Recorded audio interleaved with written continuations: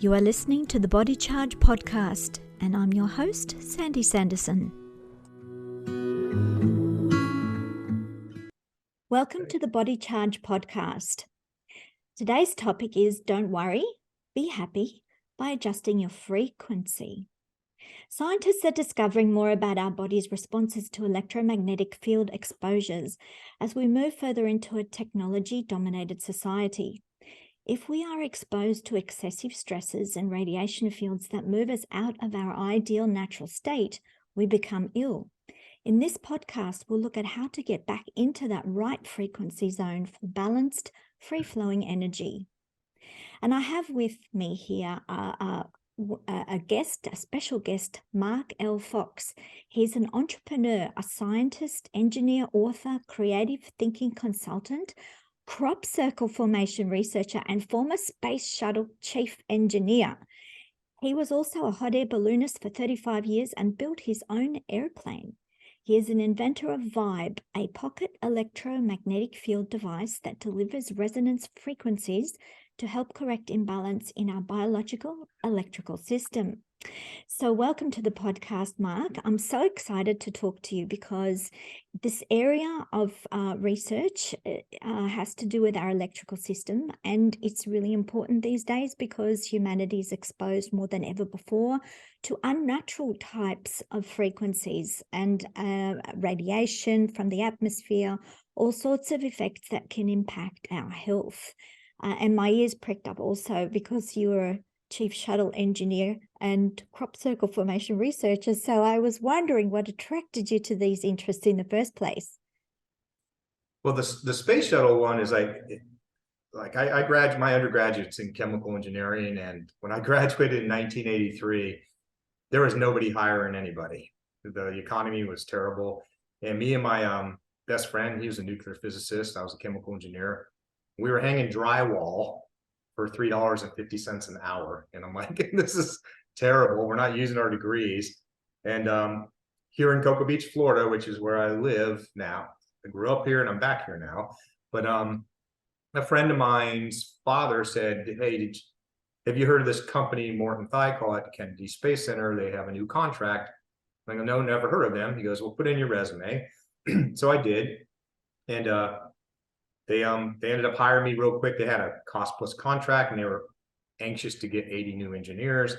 And so I kind of I didn't want to be in rockets because my dad was in rockets. And I'm like, I've been around rockets my whole life. It's like, I'll just take this job for 6 months or something until I find a better one. And then I end up being there for 15 plus years. So that's how I ended up in the space shuttle. As far as crop formations, consciously, I don't know if they're related or not. Maybe they are subconsciously, but I've always been kind of interested in crop formations.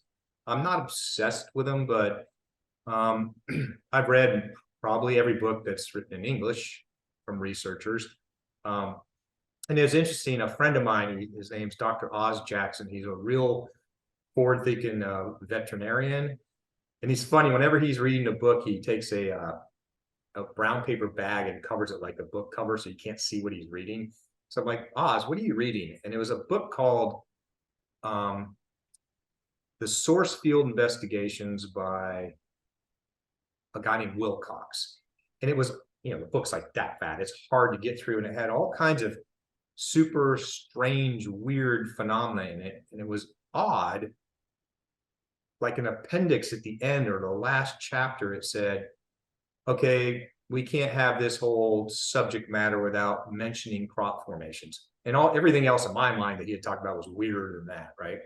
But most people think of crop circles or crop formations or something usually symmetrical. But this particular formation, think of a pizza, okay, that's got 10 slices, and it's not symmetric. It looks weird that nobody understood. And like 2 years later, a scientist looked at it and said, I think it might be describing pi, 3.14159. So I'm like, okay, that's not a random, geometrical type shape or something. That's got some intelligence or something to it. You mean like a snowflake could form in nature in the atmosphere and no one's actually drawing it somewhere and designing it? Well, maybe God once upon a time created the plans, but I mean, they keep forming randomly. And so that's what you're saying, like not a natural formation that would happen Like with water, ice crystals, that kind of thing. well, an ice crystal might be a natural formation, but this because if you saw the picture, which I could show it to you, is like it's going like in circles, but it's changing, it's representing numbers. So it's representing a 3, then a decimal point, then 1, 4, 1, 5, 9. Like that means there's intelligence behind it. So two of the top researchers in crop formations at the time were Lucy Pringle. This is in Wiltshire, England. Lucy Pringle and Michael Glickman. And I've been going back and forth with them on emails and stuff. And I asked, is this one authentic? So this statistic blows people away. 95% of crop formations are not man-made. And it's like, we have scientific proof that we go through a checklist to figure out if it's man-made or not. And I figured this one was a joke, a hoax, right? And I asked them, I said, did you guys go into the field and analyze it? And they both said, yes. I go, it's a fake one, right? And they go, no, it's authentic. I'm like, okay, wow, there's some weird intelligence behind this. So I said, I'm going to go research it myself. And so one summer we went over there, and my wife went with me. She told her boss, I'm going to on vacation in England to study crop formations with my husband. And her boss said, you must really love him. So that's what really got me interested in it, is something weird like that had intelligence behind it was there, that looked authentic. It wasn't fake. And we can go through some of it if you want to on this. Well, I read a little bit some of those reports, and when the scientists took instruments to measure radiation, they found unnaturally high levels of radiation inside those formations. And when the wheat was bent over into those shapes, it was bent at certain nodules that like exploded with steam. So they had been subjected to some kind of superheating so that internally the juices inside the plant kind of exploded at certain nodules and bent them over, which I thought was really fascinating. So that's like very high tech stuff happening. Well, what you just explained is absolutely perfect, spot on. So of all the books I've read and all the researchers that I've talked to, I put together a checklist, and it has 15 points on it of here's the 15 things that you should see, or most of them if it's authentic. One of them that you just said is one of the number one targets. I mean, number one flags is if it's man-made, it's stomped with a board, it's going to break the wheat, and it's broken and it dies. It cannot stand back up. If it's authentic, it's going to be exactly what you just said. The knuckle or the node on it is going to be inflamed. It's going to be 2 to 3 times bigger. It be bent about 45 degrees. And the wheat lays down, or whatever the crop is, lays down, and it doesn't kill it. If you don't step on it, it'll stand back up in a week. So that inflamed node there's no way to reproduce. Well, the node, the reason I said well is because every time something like this comes out, there's a scientist that's on the payroll that comes and debunks it. Okay. So one of them, I won't mention his name, scientist on CNN said, oh, well, now we figured it out because they realized that the only way to reproduce it so far is to use microwave radiation. Okay, that level of radiation. So this guy comes on CNN, he goes, well, college students are walking around with microwaves and pointing at the wheat. I'm like, you gotta be kidding me. But so there's that. There's a ton of checklists like that.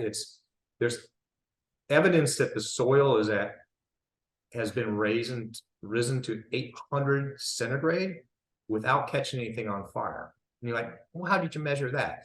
Because there's BBs of iron. So it turns the iron in the sand, it turns it into molten like little BBs. So there's that, there's those iron droplets. There's some really weird stuff, Sandy, that you can't no way it could be man-made. For example, ghost formations.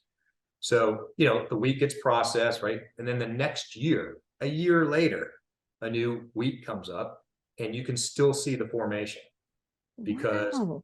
the crop has grown differently. And it's a really bizarre phenomenon. If the crop formation happens in the spring, the crop inside of it will grow about 5 times slower than everything around it.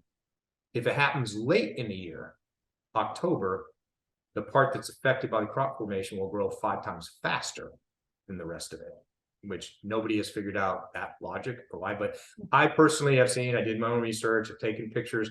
I've seen ghost formations that formation was there a year ago. And now I can obviously see it from the air because it's a lot greener than the rest of the wheat. It's some kind of electromagnetic field anomaly. And I also read that it tends to happen usually in certain places on the planet, not everywhere necessarily, but these places where they tend to appear frequently have a lot of underground water, and there's some kind of association with the hydrology in the Earth's crust in those places that help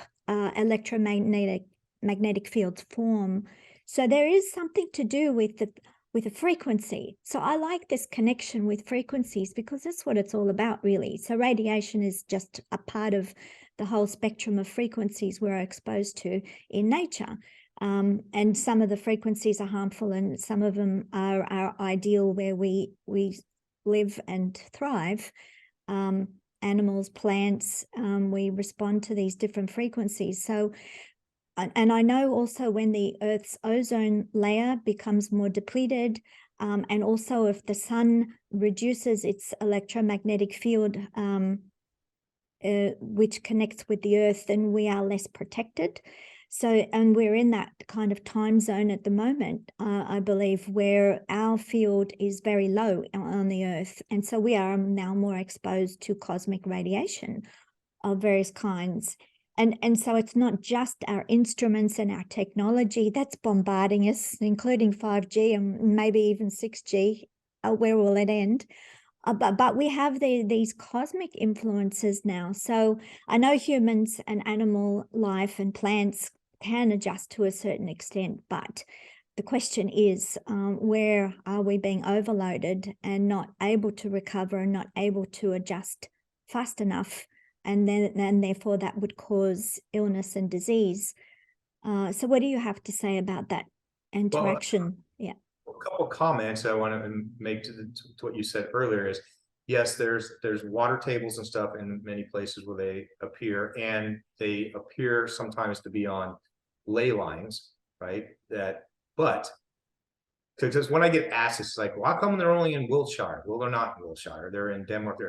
So why don't we have them in America? So you know how many researchers there are, crop formation researchers there are in the United States? 1.5. I'm the half a person, okay? Because I do it part-time. There's one other lady that does it. So there's nobody in America, no one, looking for them. So we may have 100 times more crop formations than England does, right? And so just because there's no research, nobody's looking for them. It's interesting is not only water tables and stuff, but in areas where they happen, there's a lot of chalk as the base material underneath the earth, which I think is kind of funny because we have chalkboards in school, right? So maybe we're writing kind of with chalk or using that somehow. So that's kind of weird, but the thing is, nobody knows how many there really are. When Doug and Dave, so what happened in the early 1990s was to debunk the whole thing. And I don't know how they got worldwide coverage. I do, but two old guys Well, they control the media, obviously. It's been done for a long time. Right. So they said Doug and Dave made all the crop formations ever. And you can go find the video clip. An interviewer said, so you made these 3 formations in Wiltshire, England last night? Yes, we did. Okay, did you make the 2 in Denmark last night as well? And the guys look over to the producer on the camera and go, he's not supposed to ask us that, right? No, you weren't in Denmark too at the same time. Oops. So, oops, yeah. Exactly, oops. Yes. So yeah, they can't explain it away. We live in a magical world and a magical universe, and we should be more curious than ever. We should be asking lots of questions. And I noticed also on the media's now leaking out, or probably intentionally, that NASA have a lot of footage of UFOs. They now call them UAPs. And this is starting to come into mainstream a little bit more, that with the possibility, even 60 Minutes interviewers said, this is phenomenal. We might not be alone in the whole universe. And I had to laugh when he said that, because the whole thing sounds so ridiculous. We may not be alone. Well, what kind of ego mind thinks that us human beings in this vast, infinite universe would be the only hominids anywhere in the whole universe? I mean, it doesn't make logical sense, does it? It does not. And you know what made me think, and this is old news. This is like 25 years ago. But what NASA did is they tried to look at the darkest spot in the universe that we know of. Okay. So picture an 8-foot soda straw. So you're looking with your eye, an 8-foot long soda straw. That's how small the area was that they focused on. The satellite that was going around the Earth, they took 10,000 exposures. Now, just the technology to be able, because the first time it flies by, it's going over Dallas. The next time it's over New York. And they managed to get this pointed each time to that black area where there should be nothing. 10,000 exposures in 8 months' time, like the longest exposure ever for a picture, proving that it's going to be black. 1 billion galaxies, not stars. 1 billion galaxies were found in that little pinhead, and people just went, all right, uncle, we give up. So to your point, statistically, from a scientific point of view, if we're the only things around, that's insane. And the craft that have actually reached the edge of our solar system and moved out keep photographing more, because as we keep moving outwards, we keep seeing more within that field of vision. Right. So theoretically, the universe is infinite. I think infinite going outwards as much as it's infinite going inwards. Yes. And so that's quite a difficult concept for people to have. You've got to practice it, I think, because we're actually trained to think inside a box with boundaries and walls, and don't think outside that box. But I think it's quite fun to think outside that box. So do I. To your point that you just said at the end there, one of the things about crop formations that amazes me the most, and I got some smart rocket science friends, that they don't care. I can't get their attention long enough to explain any of my present. It's like, I got a soccer game to go to. Life's in the way. I don't want to process this in my head because it's too big. And that is the vast majority of anyone I present this to. Most people won't even listen to my presentation on crop formations unless they're I teach at a place called the Wizard Academy, which is a nonprofit school in Austin, Texas, that has some really forward-thinking, smart people. And they'll listen to that presentation. But if I try and do that in the corporate world or anyone, they're like, shut up. It's all fake. And well, I just showed you how it's not. So do you want to process that for a minute? And people can't, or they don't. They choose not to. Well, think of Galileo. I mean, it takes sometimes 100 years. I hope it doesn't take that long this time. We should be moving faster. But I think we need to understand better, because our whole existence is at stake. The technology we have could be potentially destructive to our species. And we need to wake up and smell the coffee. We need to let go of those old paradigms, because our whole existence is at stake. And we are frequency beings. We are electrical beings. The life force itself is electrical. And so what I'm particularly interested in is how, in the area of health, how can we protect our health from these unnatural frequencies that would impinge on our health? How can we protect against that dangerous radiation? How can we protect it against overexposure to EMFs and, turning up the 5G to very high megahertz Because there's not been enough research in this area in relation to the health and its impact. Yeah, the EMFs, it's interesting because I get asked this a lot, is people are confusing what my device does. PEMF, which is extremely low energy, it's 1 to 1,000 hertz. I have nothing in there over 1,000 hertz. Your cell phone is 1,000,000 hertz, right? So EMF is EMF is potentially bad. PEMF is good. So, but they sound a lot alike. So I have to explain a lot. Yes, please explain. PEMF it's not like a radio signal with high energy going somewhere. In fact, it's a alternating low energy magnetic field. So it's collapsing back on itself 1,000 times a second or whatever. It's not traveling through space. It's not, in fact, a magnetic field does not, at low energy like that, does not go very far at all. In fact, my device, you can't measure it that far away, right? You almost have to be against you. So it's an EMF is, I'm not an expert in that field. I'm a scientist, and I'm skeptical about everything, but EMF, when somebody says you can put something on your phone to help block it, I get that, where it's a shield, the same thing as putting an umbrella between you and the sun. When somebody has a device, and hopefully I'm not knocking any people, they put a device in your desk and it's going to knock out all the 5G. How is it doing that? Because just picture EMF is light. So when you have sunlight bouncing around your house or in the yard, it's absorbed by some stuff, it's reflecting off certain things. How is one device sitting next to you stopping that from hitting you? Well, it's already hitting your eye because you see it.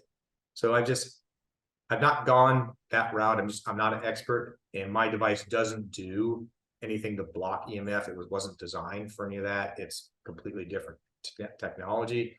It's PEMF, and when people go, a friend of mine today goes, yeah, it's too much voodoo. I'm like, okay, well, the Earth is engulfed in PEMF.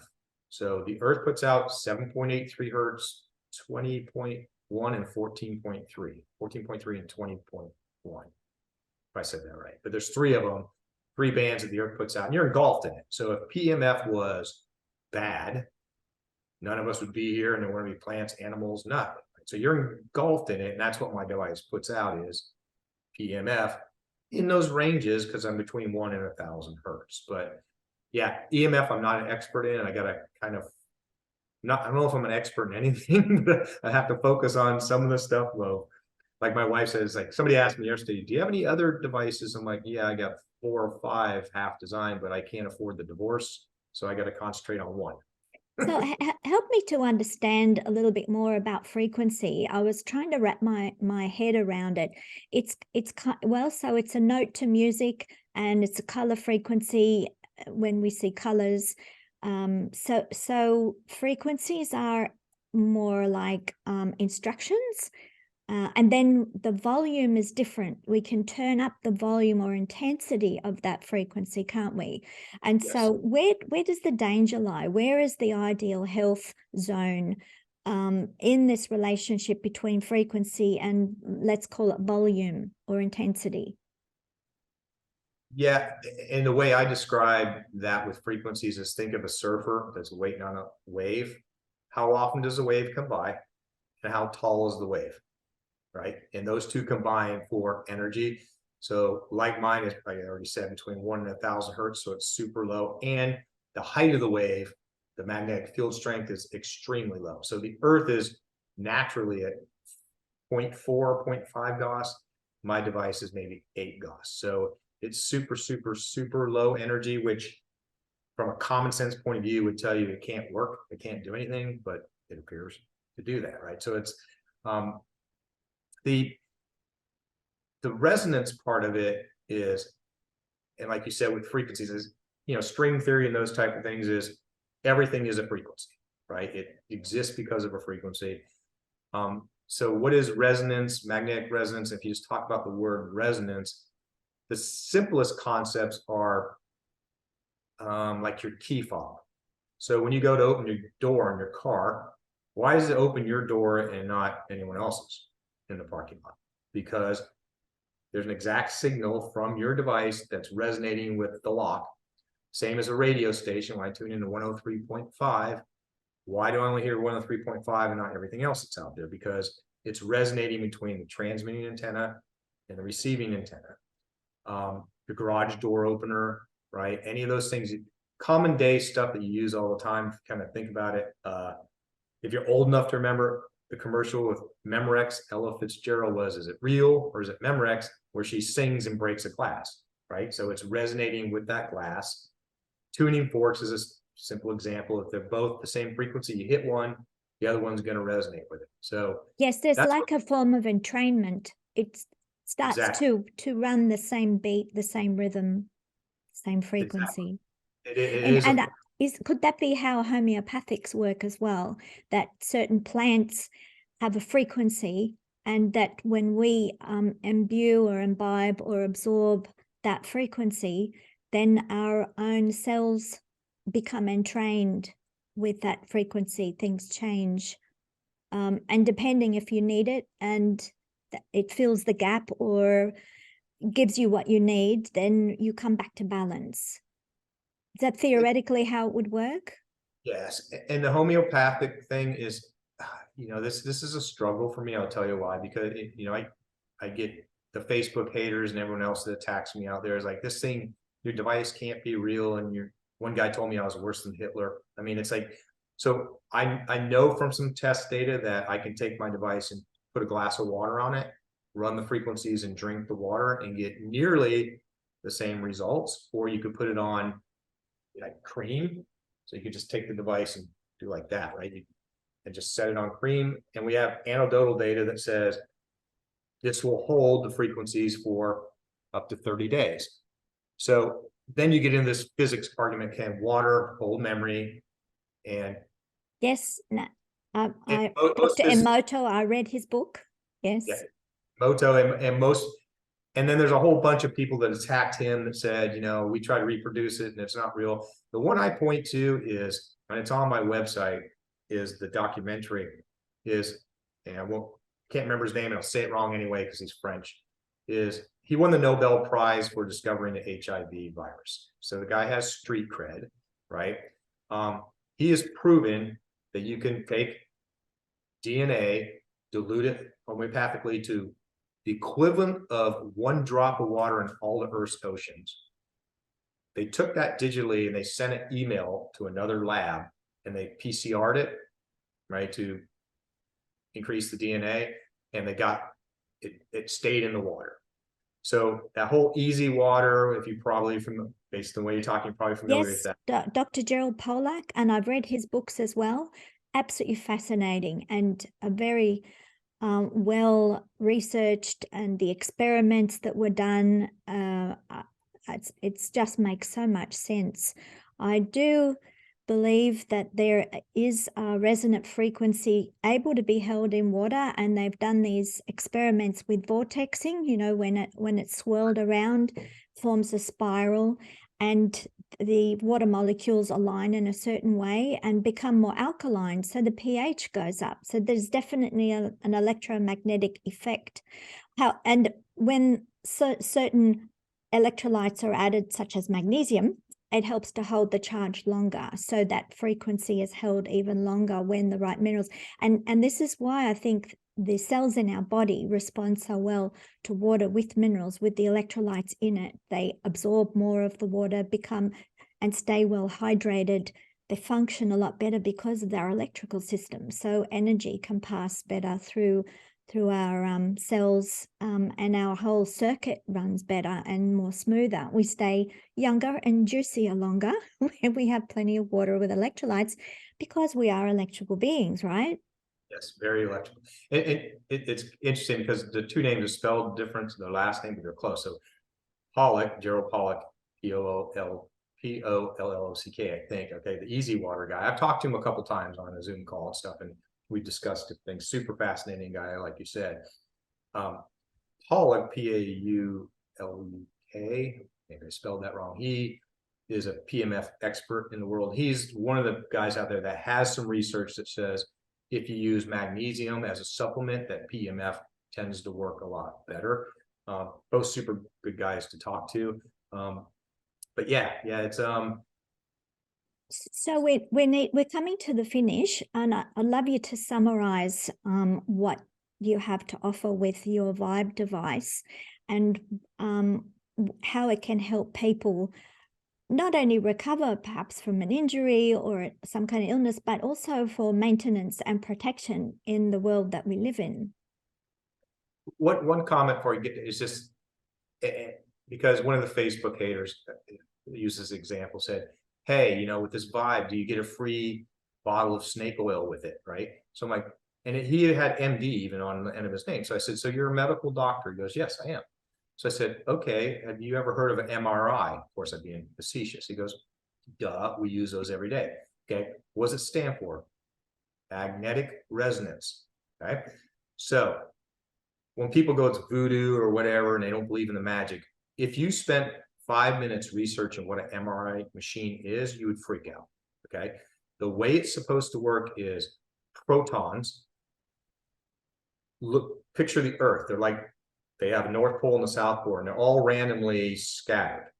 What an MRI machine does, step one, is you put a gigantic magnetic field on you, and it aligns them all in one plane, which creates its own magnetic field, which is bizarre to start with. Then you hit it with radio waves.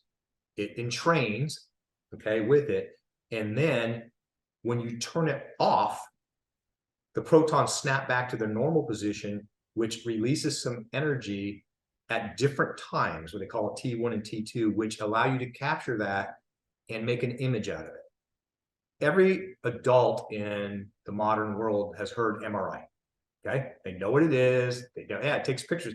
What I just described is the dumbest, simplest way I can describe what it is. That is 100 times more magic than what I'm trying to do with something that simulates basically what the Earth is already doing. Okay. Yep. So, yeah. So that's what I try and tell people now is you believe in MRI, but you don't believe in this thing. And I don't either. Sometimes it's like, you know what? I don't know. When people start beating me up so much, I go, like, give it a try and see if it works for you. If it doesn't, then fine. I'll give you your money back. And I don't That's it. It does or it doesn't. That's and it. I don't want anyone in the world. I don't want anyone in the world to have my device that they paid for and it doesn't work for them. I don't want anyone out there. Just send it back and give me money back. But so anyway, I'm sorry. Your question was. That's okay. So we need to finish up and have a very quick summary. And where can people find you if they want to know more? Okay, so resona.health, so RESONA, like resonance, resona.health/body charge. Okay, so they can go there, they can learn more about it. I have all kinds of ebooks I've written, I have all kinds of research. You can deep dive into it until you're going to go blind. And if they want to try one, there's a discount code on there for like $150 off. Okay, well, definitely we should be asking more questions and investigating more options. And thank you very much for being our guest today. I really, really enjoyed this podcast. And, perhaps in the future we can do it again and bring some more good information into people's view, because we need, knowledge is power, and the truth shall set you free, as they say. Thank you so much for having me. Appreciate it. Thank you too. Bye-bye. Bye-bye. I hope you liked this conversation and will share it with others. Let me know what you thought about it in the comments below. If you want to listen to other Body Charge conversations, click like, subscribe, the bell icon, and click all notifications. Subscribe to our newsletter to get updates on blogs, podcasts, videos, and Magnesium special offers at electromagnesium.com.au. Relax, recharge, and recover.